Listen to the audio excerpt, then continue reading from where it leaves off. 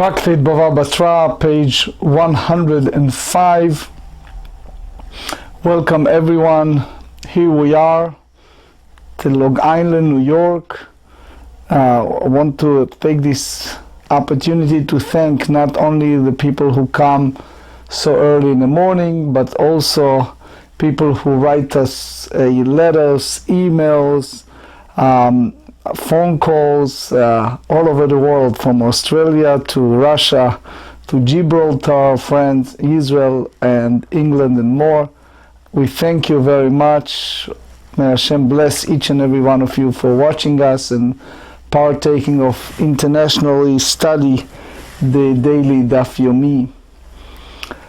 I assume that, especially for this crowd, you are familiar with the concept Dr. Jekyll, Mr. Hyde. It's a famous story about dual personality, someone who said something that it's in a way contradicted. He contradicts himself, is a contradicted statement. Here is the image of character when it's come to business that we need to deal sometimes.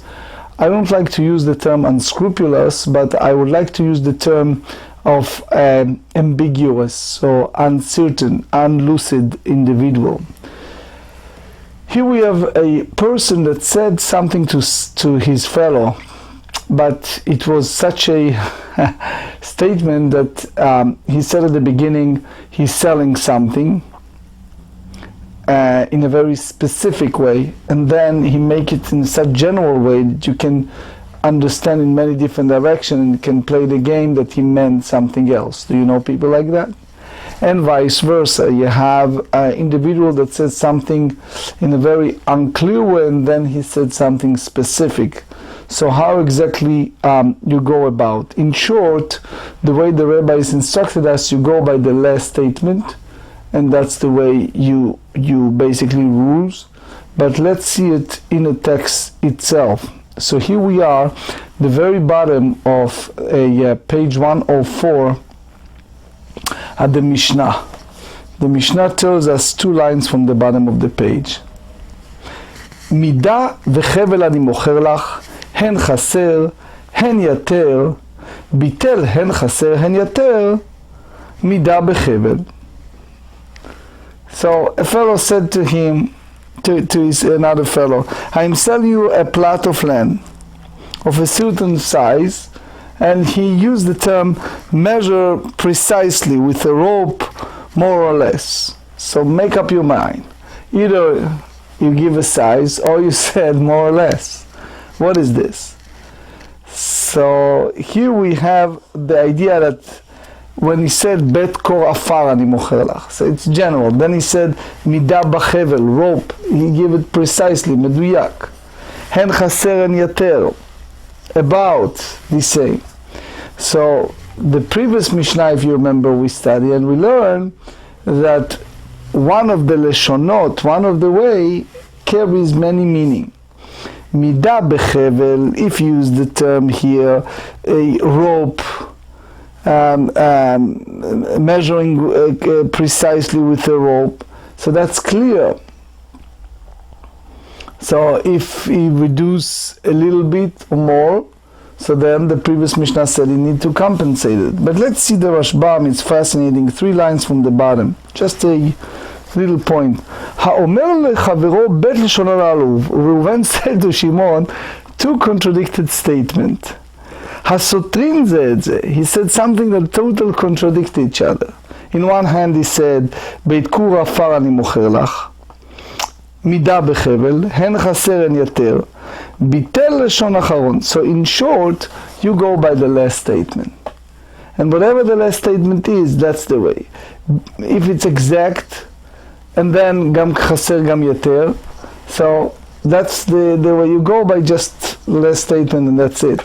The same way if you go the other way around, and if he said hen chaser hen yater midah bechevel, if he said, the seller said to the buyer, listen, I'm selling you a plot of land of a certain size, more or less, measure precisely with the board.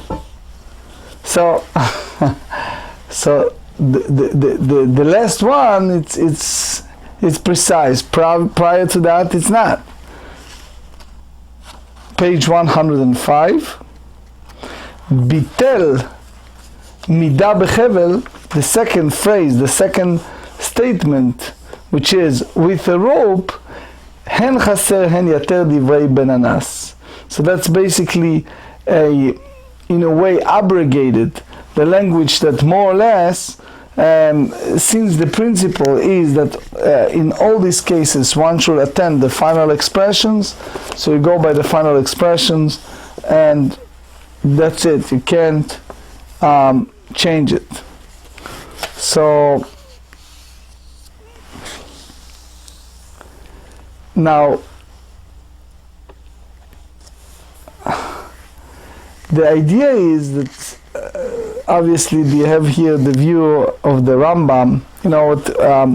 We use the Rashbam a little later, but basically the view here of the Ben Anas, it's basically clear. It's just said, look, since it's such a language of ambiguousness, you have to go by the last one, but the difference, the Rashbam explained, the difference between the whatever left, you need to compensate. I'm using it as a springboard. Hopefully next year we'll elaborate on that. It's a shaila, is a question that someone contacted me from Israel. It's a typical question that can apply here as well.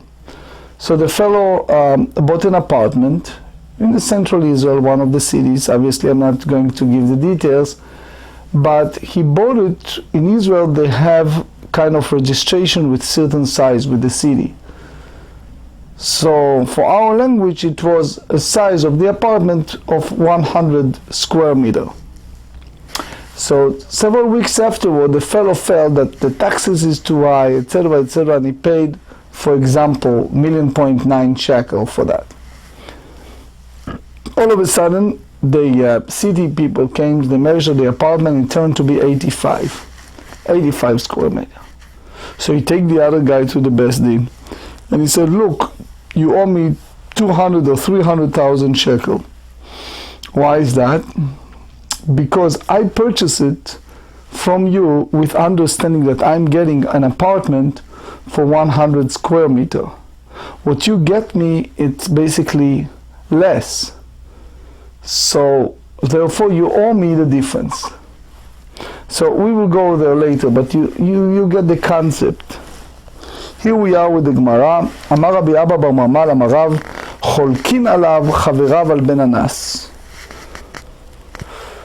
They hold that it should split between the seller and the buyer. They disagree, the colleague of Ben Anas, if a person should go by the final expression or not. Maika mashmelan, what exactly do you would like to derive from that? Tanina, this is something we study in Tractate Bava Batra, page 102. How the colleague of Ben Anas disputed him. מעשה בציפורי אחד, באחד ששכר מרחץ מחברו ב-12 זהובים לשנה. It was a city in Galilee called Tzipori. It was the place of the Sanhedrin when they unfortunately exiled or traveled. So they for some period of time they dwell in that city. So it was a fellow that rent a bathhouse from his fellow for the 12 dinar gold a year.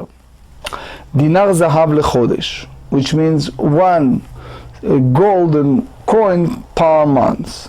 But then unfortunately the year turned to be a leap year. As you know, that in those days it wasn't predictable, and that time it turned to be second Adar. So the Gemara in Sanhedrin 11 explained that it was a Sanhedrin institutions and how they make those days and how they make those years. Anyway, ובא מעשה לפני רבן שמעון בן גמליאל ולפני רבי יוסי ואמרו יחלוקו את חודש העיבור. So they basically hold that you take the leap, the months in addition, which is the second Adar, and you shall split between them so that the tenant should pay only half of the gold dinar for it. So it means that the sages rule that the measuring of an agreement containing two contradictory expressions of is a doubt. So the parties divide the dispute amount between them. So he said, Ima atama v'amina atam atamu. Usually you go by the last expression, the final. Over there it's a different Mishnah. Over there, Rabban Shimon Gamliel and Rabbi Yossi, they want to know in which way, in which expression we should go about. דאיקה לממר מידר כעד הרבה, ואיקה לממר פירושי כמפרש. אבל אחת בוודאי כעד הרבה, אבל לא כמשמלן. So the idea is Rabban Shimon Gamliel, Rabbi Yossi really disputed on Ben Anas, and it was a contradiction between two statements. They left it unsolved which way in a way that they have the uncertain which way they should go. Amar Rav Yehuda Amar Shmuel zo divrei Ben Anas, which is you go by the last expression. אבל חכמים הלך אחר פחות שבלשונות. You go by the less inclusive expressions, which means that one that is the least advantageous to the buyer, in keeping with the principle that in case uncertainty, the burden of proof rests upon the claimant. So that's basically the sages rule that even it's not clear which one of the leshonot, which one of the is the one who's rule. But unlike Rabban Shimon Gamliel and Rabbi Yossi, the sages say that you do not divide the money or the estate. It's left by the one who holds it. So since here in our Mishnah we talk about a buyer that already paid for the field, so therefore the seller yado ala elyona, the burden of proof is upon the other party. So the Gemara said, Zo velo sviralan, which means the Shmuel did not hold the same as Ben Anas, lo svirale. והרב ושמואל דאמרי תרוויו, קור ב30 אני מוכר לך. So here again, kor is a 30 se'ah.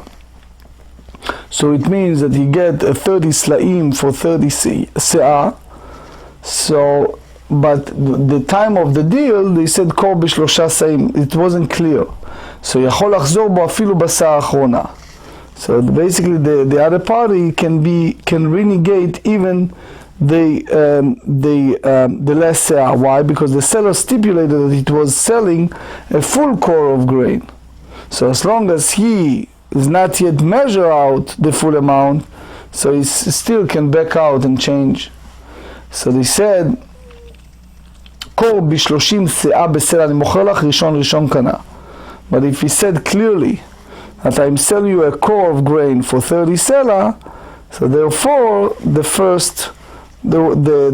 one by one is the one who purchased. So you see here that the last expression, the final expression, is the one and that's basically matched the view of Ben Anas, and that's basically disputed to what Shmuel said earlier, opposite that Ben Anas, Ela zo svirale, which means Shmuel hold the same as him. Umi svirale, you mean to say that Shmuel really hold the same as Ben Anas? Ve'amar Shmuel, beva be'emtza chodesh askirin. You have a guy that all of a sudden he appears at the middle of the month. The tenant comes in. So in the middle of the month, so the landlord come to the Bet Din in the middle of the month, and he wants the tenant to pay him for the leap months or to evict the bathhouse. So since the half of the month is already passed by, so is not a question. The tenant needs to pay for that half of the month. So the question is, what do you do now? So because it's a fake, the maskir, the landlord can avoiding the tenant from using his bathhouse from now and onward, only if the Rashbam said pay him from this point, which is middle of the month, onward to the end of the months. אבל בא בתחילת החודש, but if the landlord come in the beginning of the months to the beit din,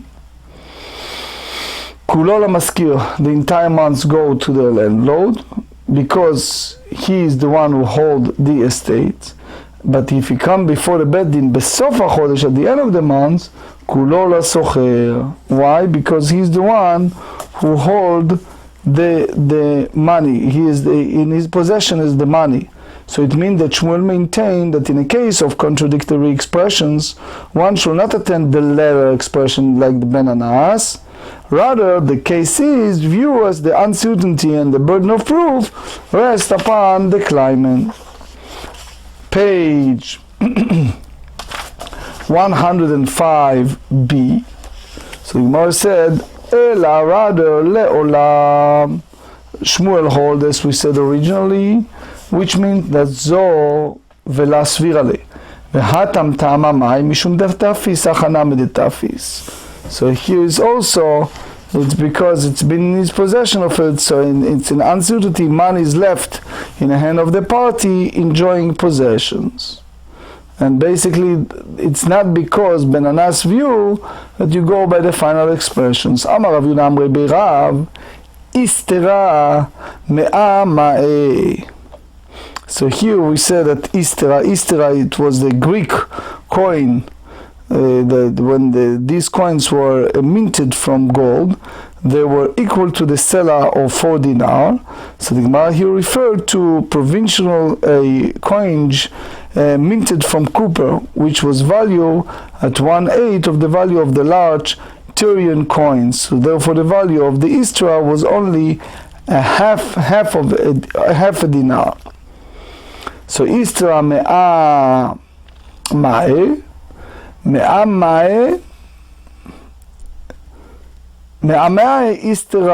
Istera. So since this is a contradictory statement, you go by the last one. Maika Mashman, what do you derive from that? First Lashon Acharon, you go by the last statement. So Amara Rav Chadazimna, the Amarav, remember the bathhouse in Tzipori, so he basically hold that I'll give the entire month rent to the landlord, because you go by the final expressions in the rental agreement, 1 gold dinar per month. So now it's in parentheses, not everyone hold it, the Marshal erase it, but anyway, itmar ha velo itmar ha v'mina miyadar ka'adar be'avalacha. Anyway, mao de tema perush kamefarish. You may say that he is explaining the original intent of the first expression, which is 12 gold dinar in a year, and one should view it as a clarification. So here Rav come and tell us kamash melan. So that in all cases, this is go by the final expression, because he hold the same as Ben Anas, because Ben Anas hold when you have two contradictory statements, the last one, the Shniya, is the Ikar, is the one that makes a difference. So on the Pasuk in Bereshit Aleph, Pasuk Yud Aleph, the text said, Vayomer Elokim Tadshei Haaretz Deshe Esev Mazriya Zera Etz Pri Ose Pri. So Rashi said, Etz Pri, the tree, the fruit, Sheyeh Ta'am Ha'etz Ke'Ta'am Ha'Pri, that the taste of the tree shall be the same as the taste of the fruit. Vehi, and the ground, the land, they did not do it. Ela Vatotzei Haaretz Etz Ose Pri Velo Ha'etz Pri. So it means, you mean to say that the Aretz, the land, have a Yetzer Hara to violate Hashem commandments?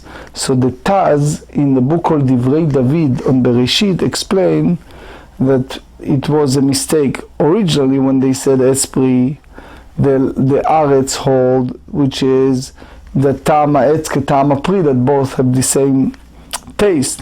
But then they use the term Osepri, which means that only Ya'asepri. It means not the tama as the taste of the tree is the same as the produce itself. So halakhically speaking, we go by Lashon Acharon. So that's the idea in our allegorical way, that the Aretz hold, since in the Lashon Acharon, the last expression, the pasuk said, O sepri, so therefore the Aretz did not bring the Ta'am ha'etz, the same as Ta'am ha'pri, the taste of the tree, the same as the taste of the produce. So the truth is, O sepri has to be mimino, from his species, but in general it should be the same taste. So even the Chet Haaretz was b'shogeg, the Taz explained, but Shigra Talmud olach zadon. So therefore, the Torah mentioned the Chet. Is my brother-in-law in his book Daf al Daf elaborates on that beautifully. So I would like to conclude with halacha from the Rambam. I'm reading from the Koren edition, the Rambam in Ilchot Malveh Veloveh, chapter 27. Istera me'ama'e. In light of the fact that one istera is an equivalent of 96 me'ah, so when a promissory note reads, quote, an istera 100 me'ah or 100 me'ah an istera, the bearer of the note receives only an istera because he is in the weaker position, since the burden of proof rests upon the claimant. So basically the Choshen Mishpat, Shulchan Aruch Choshen Mishpat 42 said, that's basically follow the view of the Chazal, of the sages, whose ruling that was accepted by Shmuel, we learned in the previous part in 105a, who says that the least inclusive expression is always to be the one to be followed.